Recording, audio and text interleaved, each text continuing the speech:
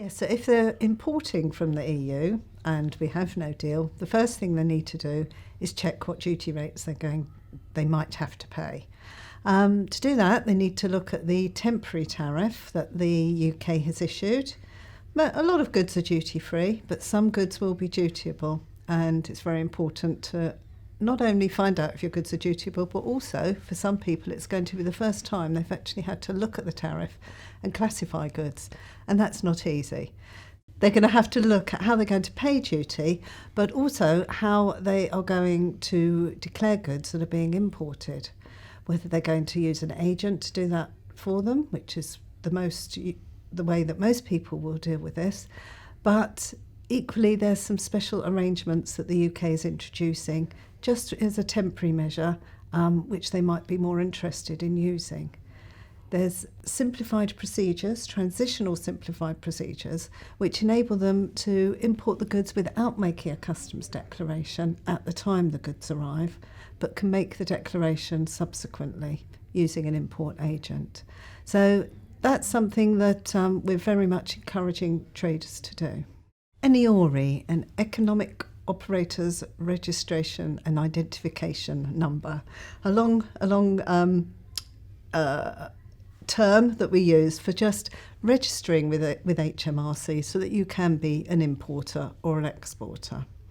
So initially, the government was asking everybody who was going to be importing or exporting from the EU to register, but now the government has HMRC has now automatically registered everybody for an EORI. So everybody should have their EORI number, which they can give to their agent so that they can import and export the goods. So if the UK leaves without a deal, there are a lot of goods on which duty may be payable. As I say, we need to look at the commodity code and classify the goods in the tariff. There will also be some preferential tariffs available to some companies for goods imported from particular countries, but not from the EU, I'm afraid. So businesses that export to the EU will need to ensure that their customer is ready to receive the goods and knows what he needs to do. As an exporter, there are no special arrangements, so an export declaration will be needed before the goods leave the UK.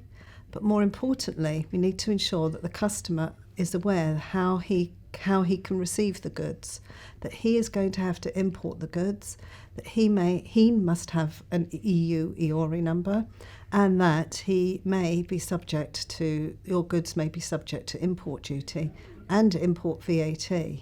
And if your customer has not been used to importing before, this could mean that he has a lot to do to prepare for receiving goods from the UK. There's a lot of information on the .gov website under Getting Ready for Brexit.